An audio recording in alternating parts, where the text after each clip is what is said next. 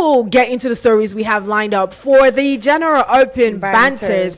Now, the first on the list will be, the federal government coming to tell Nigerians that the 6.2 trillion supplementary budget would be used to pay the minimum wage. The federal government, he said that proposed 6.2 trillion naira supplementary budgetary will be used to pay the new minimum wage. And of course, good news, it has been passed into law.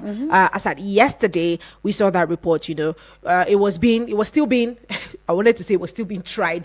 But anyways, the Senate passes the national minimum wage bill, and trust me, into law, and everyone has been pretty much excited about that, even though some people still have their reservations. We took our time to explain, why the Nigerian Labour Congress decided to settle for 70,000 70,000. Yes. After the long and it made a lot of sense because they put a lot of things. They put a lot of things on the table, a lot of criteria. You have to do these for us to be able to, accept this minimum wage.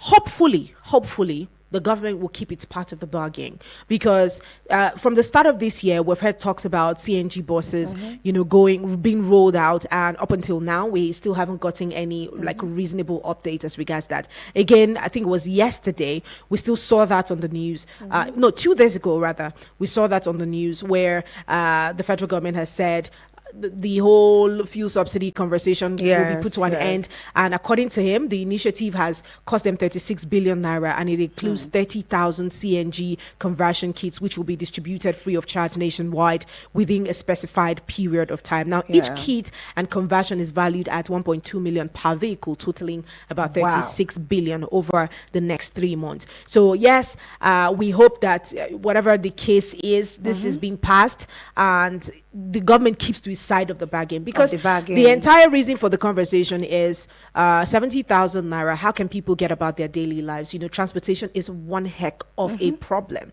because it is intensive, it's capital, or it's expensive. It's capital intensive, and apart from that, everyone knows that to survive in this contemporary Nigeria today, 70,000 cannot even handle salary, not to talk of feeding, and then every other allowances and all of that. So we just pray that they keep to their own side of the bargain. Exactly. That's just it. That's pretty much it. Now, according as regards the economic hardship, still the federal government has slashed stranded foreign scholars allowances. This has been a problem because, again, I think we had someone in the line who was talking to us about how lots of students might return to Nigeria because of the foreign scholars allowances, or whatever is being called. Now, the students that are studying under the federal government scholarship established between Nigeria and other partnering countries. Yes, it is said that the federal government has announced a slash in allowances of foreign scholars who are currently stranded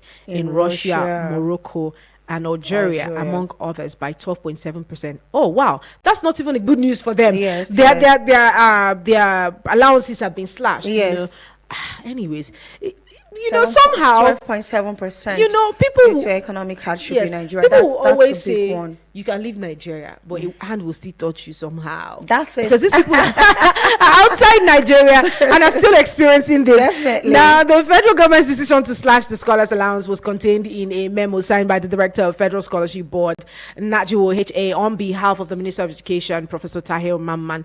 And the students are studying under the federal government's bilateral education agreement, which was established for the purpose of education exchange between Nigeria and the partnering countries. Yes, definitely. Now, so the Federal Scholarship Board is supervising the scholarship under the Federal Ministry of Education as well. There is a slash in that, their allowances by 12.6%. Now, talking about slashing and increment of things, CBN has raised the interest rate to 26.75% amid surging inflation. Now, it was the Central Bank of Nigeria, of course, Monetary Policy Committee raised the interest rate by 50 basis points from 26.25% to 26.75% amid surging inflation. I think this is about the second time or the third time that we're seeing, an increase in the interest rate. The CBN Governor, Olayemi Cardoso, he announced this at the end of the Apex Bank's 26 6 MPC meeting held in Abuja yesterday, which was Tuesday, the 23rd of July 2023.